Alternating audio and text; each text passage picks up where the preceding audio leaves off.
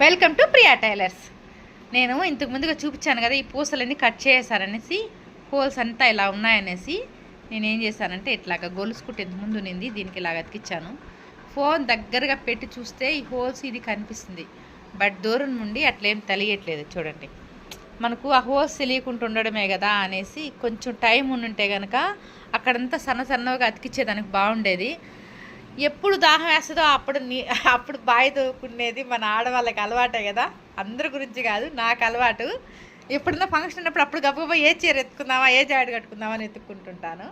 అలాగా అప్పటికప్పుడు అంటున్నాను కాబట్టి వెళ్ళి తెచ్చి ఈ గమ్ముతో, మామూలు నేను ఫెవిక్ వాడతాను, ఈ గమ్ మీద బాగానే ఉందనేసి షాప్ వాళ్ళు చెప్పారు.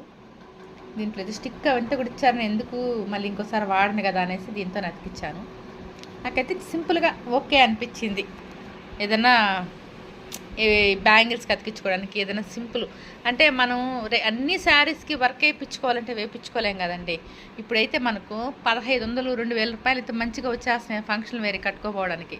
దాని వర్క్ వేయించాలంటే 2500 3000 అట్లా అవుతున్నాయి. అట్లా లేకుండా ఇలాగా చిన్న కొంచెం కాస్ట్ ఆఫ్ మనీ తక్కువ ఉండే వాటికి ఇలాగా సింపుల్గా రెడీ చేసుకోవచ్చు. నాకైతే ఓకే అనిపించింది. మీకు ఎలా అనిపించిందో చెప్పండి. బాయ్.